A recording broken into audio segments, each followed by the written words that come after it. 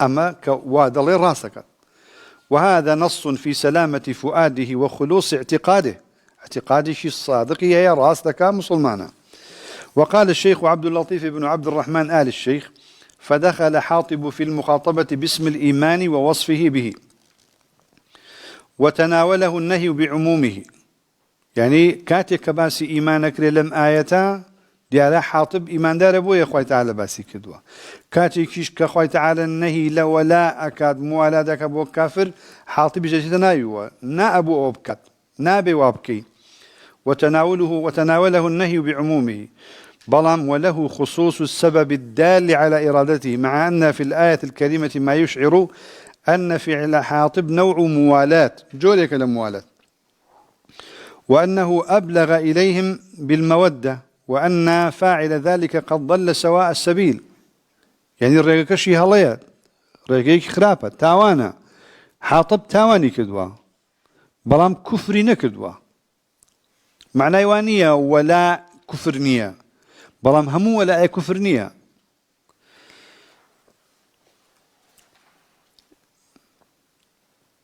أفرمي صداقكم خلوا سبيله وازل بينا ظاهر في أنه لا يكفر بذلك إذا كان مؤمنا بالله ورسوله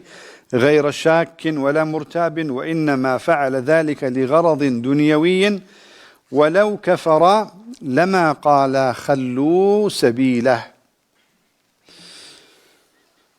موقفان لأهل العلم في نفيهم التكفير بإعانة الكفار المحرمة إذا لم تتضمن الموالاة القلبية الاعتقادية. دوها الويست لا الويست علماء أهل السنة لويك كسيك أجر يارمتي كافر شدا إعاني كافر شيكد چينا به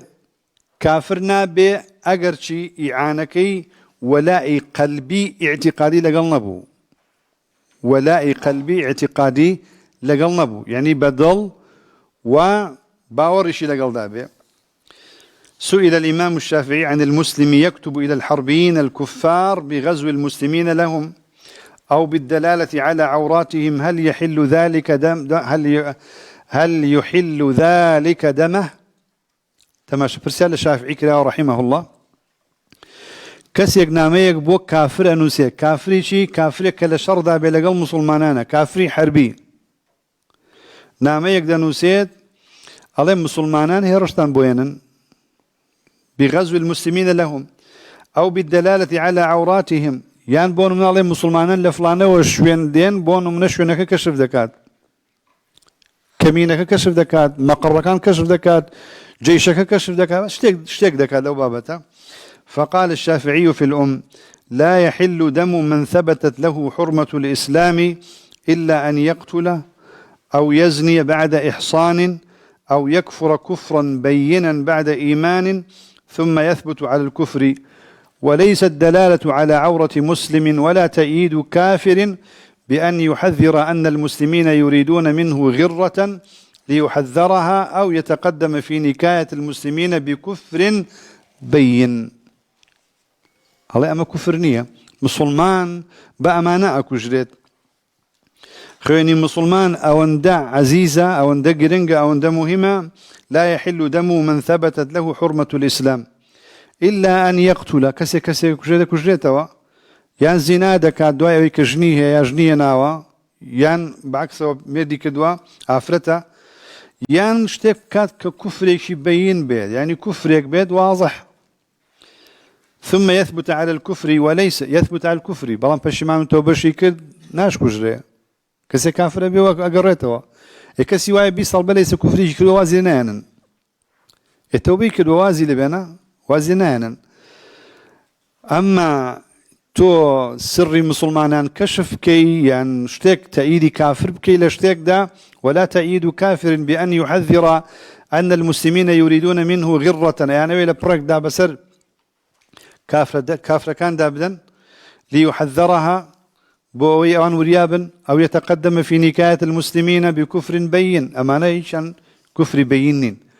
قلته بما لا يسع مسلما علمه عندي أن يخالفه بالسنة المنصوصة بعد الاستدلال بالكتاب. فذكر الحجة في الآيات في قصة حاتم يعني برون ختان لأمة ما شيكا بتفصيل لسرق ساك. خالي دوام موقفي دوام لما ألف الشيخ محمد بن عبد الوهاب رسالته في نواقض الإسلام كاتك كان نواقض نوسي وذكر فيها ناقض الموالاة كاتي ناقض موالاة نوسي قائلا الثامن مظاهرة المشركين ومعاونتهم على المسلمين أميكي كل نواقض يعني بتشي لقل كافرانا مظاهرة أو بتشي بشتقيري أو أمكي بشتيان بقري وتشي ويارمتيان بديت لسر مسلمانان يعني أوان سرخي بسر مسلمانان والدليل قول الله تعالى ومن يتولهم منكم فإنه منهم إن الله لا يهدي القوم الظالمين كاتي أمينوسيا فاتهم بالتكفير بمطلق الموالاة والإعانة يعني وترى أو محمد كوري عبد الوهاب ولا همو ولائك بكفر زاني وهمو إعانيكيش بشي زاني بكفر زاني إيوه لبيلتنا يا زورتان أجينا لفتني خليج شر خليج أواني كبون دجا علماء أنت علماء لسر شيبو علماء سعودية علماء خليج وتيان شي وتيان إيما بو ردانوي حكمتي عراقي ككويتي داقي كدوا أيوه حرمين دا جيركات ناس شارين داوي قوات لا يهود ونصارى ولا ولاتا كانت كين ايوه لبيتنا ايشو ازاركي نازانن زورتان مسلمانان كوتنا فيتنيه كوا بويا ناوي فيتني خليج كوتنا فيتني شي قوروا عالمي بابو ايوه شي ايوه درستا چون كان جيشي عراقي هموي تفرت هناك السعوديه هموي اباداك ايوه درستا با قواتي غرب بيت بدن لحكمتي عراقي جيشي عراقي بقرة دواوا علماء ترجع يود النخير أما مسلمانة جيشي كي مسلمانة عراق مسلمانة جندي مسلمانة كجريت نابي بشي غربيني غربيت داقيت أنا كادواي وابي فتنة يكبو حتى استش خلافك بردوامة حتى استش أو شقي لبيني أهل علم دروس كلا ولبيني أهل سنة دروس كلا تا استش أسواريها ما قالتني هروها بويا ناتشار بن علماء فتاوت يعني بلي داوای استعانة و پشتیوانی کردن لدوجمن درسته بويا پشتیوانی کردنی دوجمن یا دوجمن پشتیوانیت که کاملا باسیکن خلافات زور لیک بیتوا الیرا اعانی کافر ظاهره کی اوه تو پشتیوانی کافر کی چونه به نابه بويا كات اتهام كذا شيخ بما فنفى الشيخ ذلك وبين بالمثال مثالك يناوى أن الموالاة والمظاهرة مظاهرة يعني الإعانة التي يكفر بها يعني يكفر بها هي مظاهرة المشركين لأجل ظهور شركهم ودينهم الباطل إعانيك مظاهريك نصرتك تأييدك بو كافر كفرا بما بستي دين سرخصني أوان بيت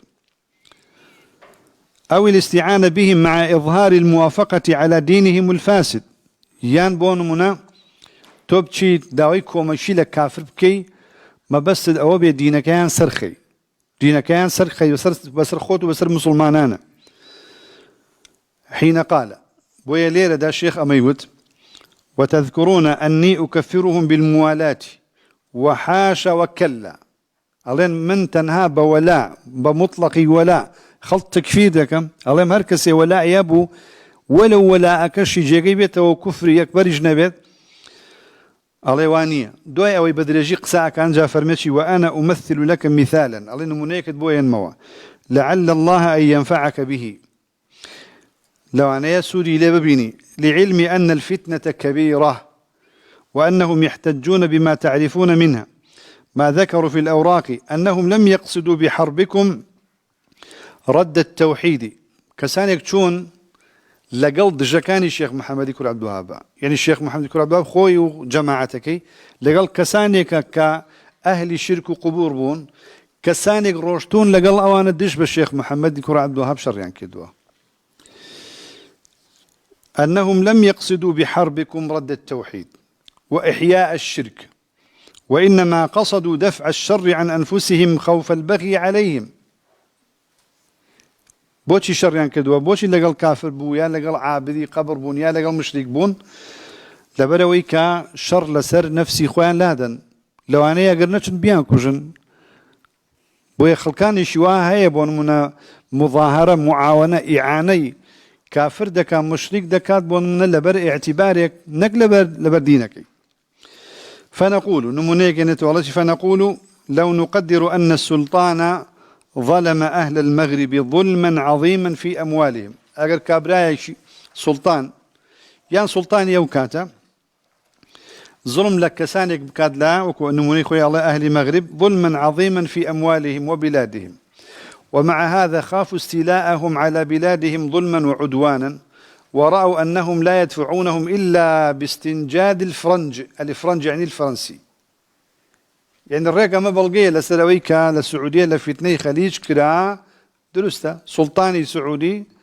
ترساوى لويكا سلطاني عراقي بيت ظلمي ليبكا باموش شوازيك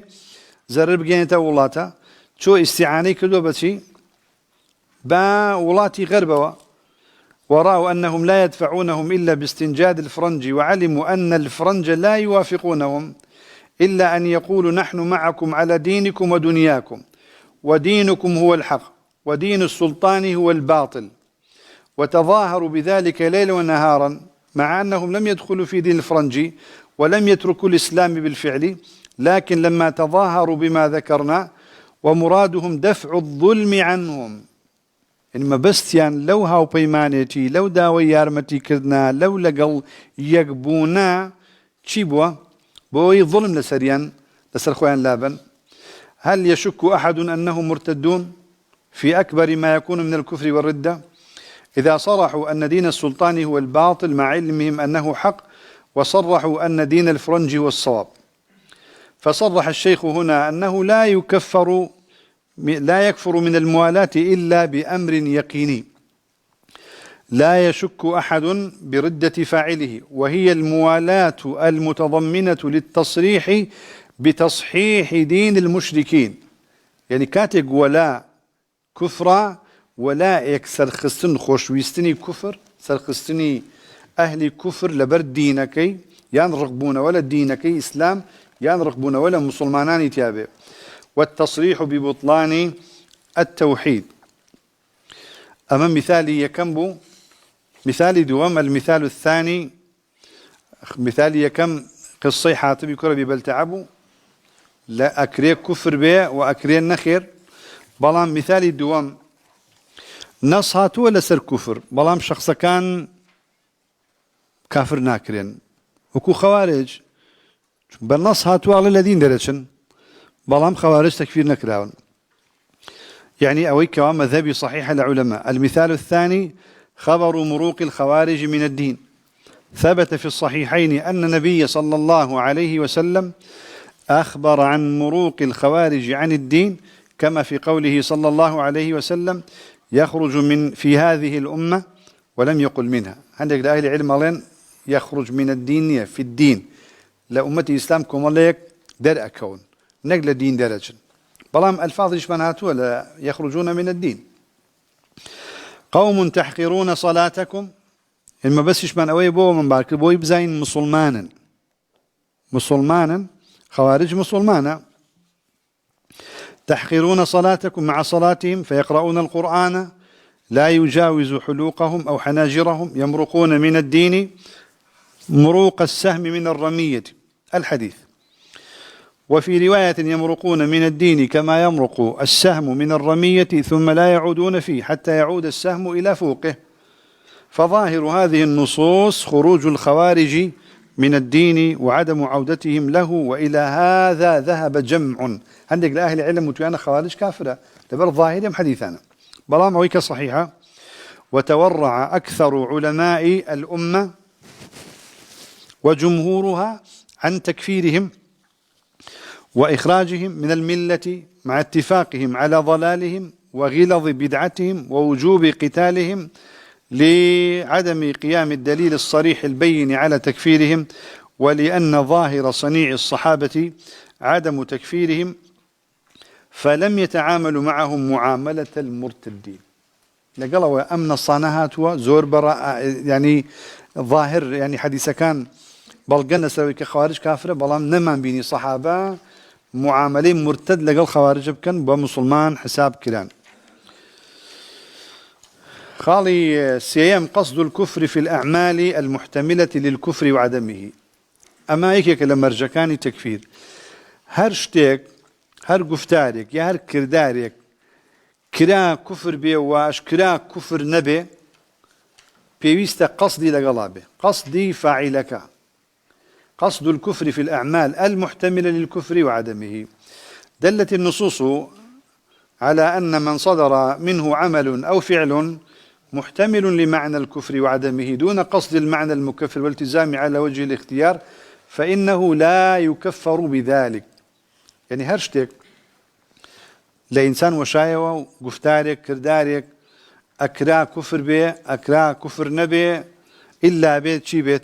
إلا بقصدي كسكا بزانين ما بستي تشيب ولا مشتا بلام أمان لشي جيب جناكري لكفرك صريح دا شتيك ككفر صريحة نالي والله منو كفرم كدون نيتم كفرنية أبي آقاتا لي بي إما وانالين أهلي سنة ونالي شتيك كفر بي صريح بي ظاهر بي همو كسي بزاني كفرا يعني بابلين بعلمه بزاني كفرا نالي من ما بستم كفر نبو نا شتيك يحتمل الكفر وعدمه. صدور ألفاظ تحتمل المعنى المكفر لم يقصدها يعني جاري وهي عندك شد معنى كفرة بلا ما بيني خاونكيشي مبستي أونية كما في تفسير قوله تعالى يا أيها الذين آمنوا لا تقولوا راعنا وقولوا انظرنا واسمعوا وللكافرين عذاب أليم. أي إيمان داران كاتك لقل بيغنبري خواه صلى الله عليه وسلم قساء كان ملن راعنا راعنا معناي لإسلام دا لعرب دا زماني عربي دا معنايك لزماني كتير معناي كتير. لا تقولوا راعنا وقولوا انظرنا واسمعوا وللكافرين عذاب أليم. وقال ابن تيمية في الرد على البكري إن المسلم إذا عنى معنى صحيحا في حق الله تعالى أو الرسول صلى الله عليه وسلم ولم يكن خبيرا بدلالة الألفاظ فأطلق لفظا يظنه دالا على ذلك المعنى وكان دالا على غيره أنه لا يكفر يعني لا يكفر هردرستا ومن كفر مثل هذا كان أحق بالكفر فإنه مخالف للكتاب والسنة وإجماع المسلمين. كاتك إنسان يشي مسلمان وشي قاله وش كم معناه كتاية خرافة زور وشي كردي هيا وقو مجتمرية سلسل خدا هيا لسر فلان وفلان كلمات زور هيا آية درستها درزنيا كلمة خدا درست الشيخ الإسلام ابن تيمية نصا عليه أما زماني فارسة ومعناكي معناه الله درستها وكساني كوا كلمة خدا بكار ناهينين زور جار أوانا كأهل تكفير ما بس شموليا بلهم هر كسيك بكاري ناهينا نا وهاليك أبويان دروز بوا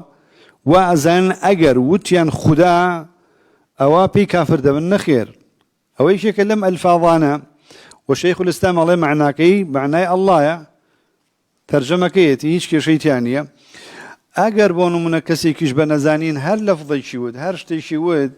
معناكي معناه شيء خراب بونا بيتسلو تكفير بكرة بلكو أو كسي أو تكفير دكا أو لا ترى لبروا تكفير كدني أو جورا كسانا مخالفي كتاب السنة وإجماع شون كشتك خلافي بي خلقي لسرشي نابي تكفير ناكرة يعني شتك احتمالي كفر بدا واحتمالي اشتكيش خلقي لسر تكفير ناكرة. وقد قال تعالى لا تقولوا راعنا وهذه العبارة كانت مما يقصد به اليهود إيذاء النبي صلى الله عليه وسلم والمسلمون لم يقصدوا ذلك فنهاهم الله تعالى عنها ولم يكفرهم بها. لا تقولوا راعنا لا يوان راعنا معناه يشتش خرابي أبخشي بو بيغنبري خواه صلى الله عليه وسلم بلام لعربي ذا النخير بو مراعاته بو معناه صحيحة. وتحدث السبكي في فتاه عن مسألة إيذاء النبي صلى الله عليه وسلم بقول أو نحوه يعني كسي أزيدي في غنبري خواه صلى الله عليه وسلم بدا بهر وتيك بهر وشيك بهر قولك قال لكن الأذى على قسمين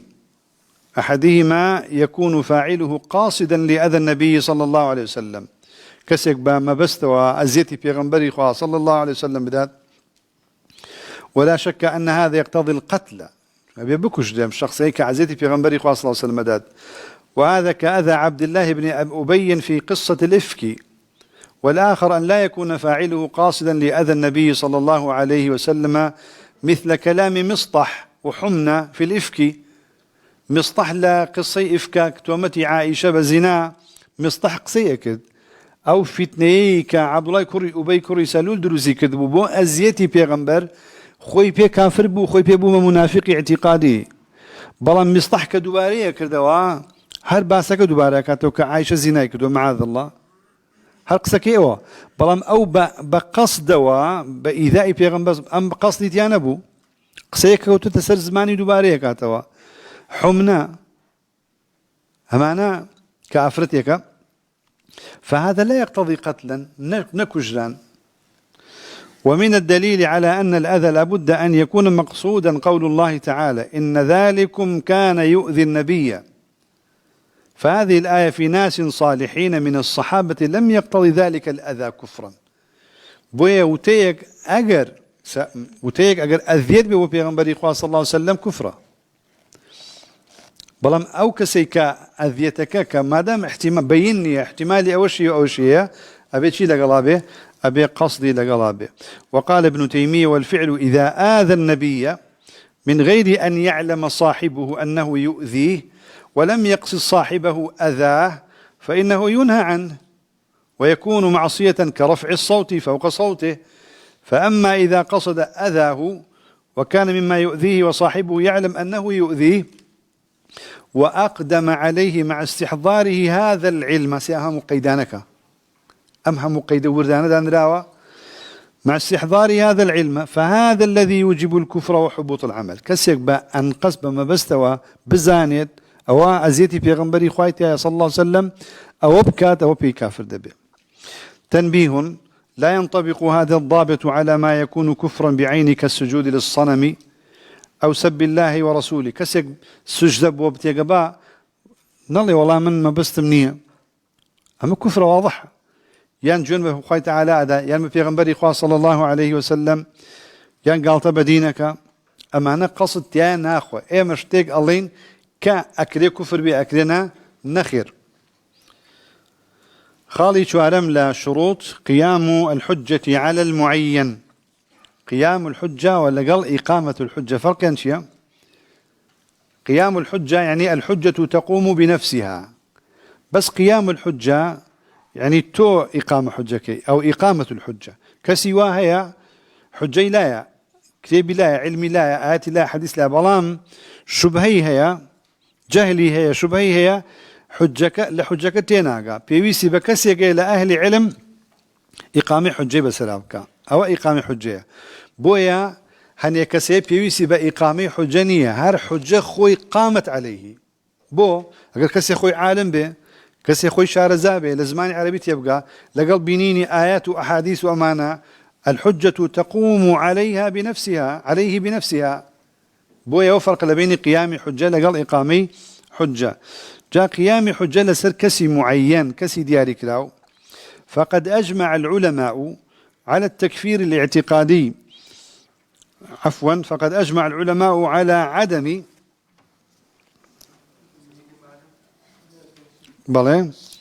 فقد أجمع العلماء على عدم التكفير الاعتقادي المخرج من الملة بشيء من المكفرات حتى يثبت أن هذا المعين قد بلغته الحجة الرسالية،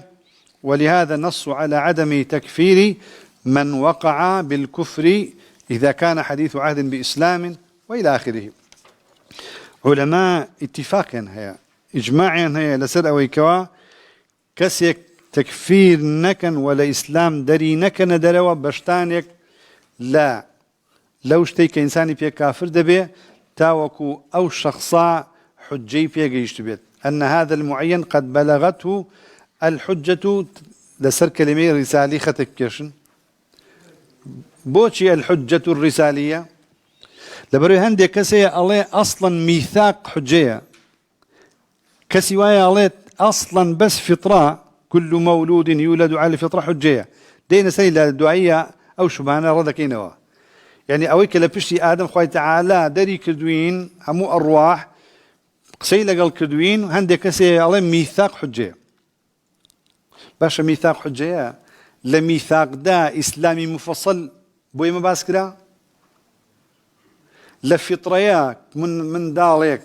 كلا دايك به همو إسلامي مفصل باسكرا أجر وياه في إشي بيغمبران شيا أجنا بو أصلي مفهومي توحيد الشرك كتوحيد بريتيا لأخوة برستي والشرك بريتيا لوي كوات جيجا لأخوة نبرستين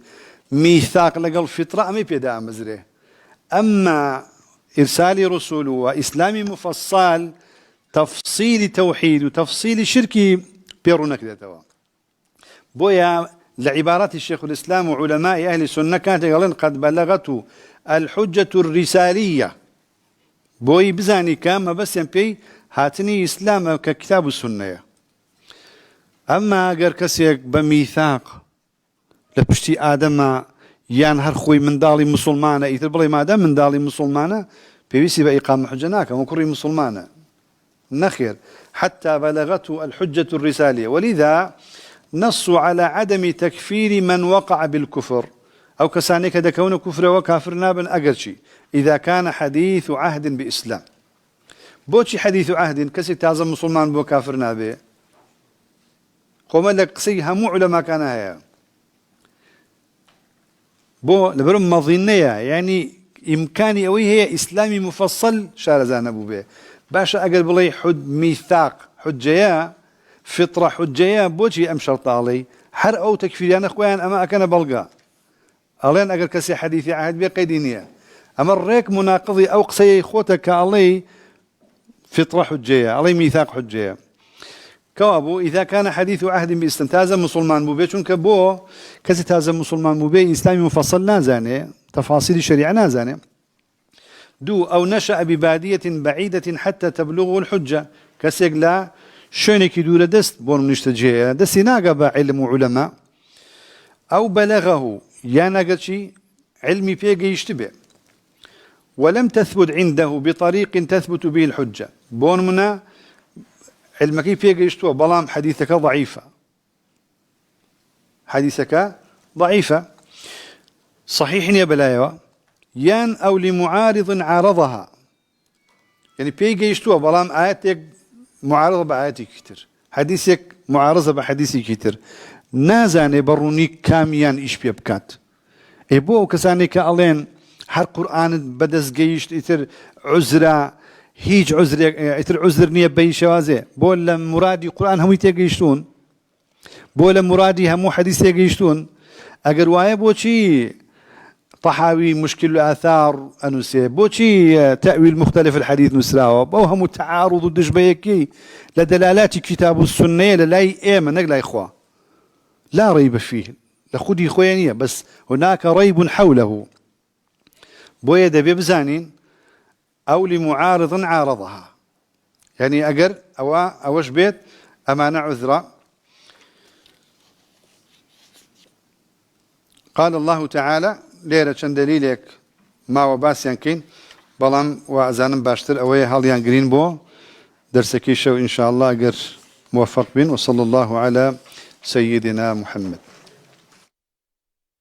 بل نقذف بالحق على الباطل فيدمغه فإذا هو زاهق ولكم الويل مما تصفون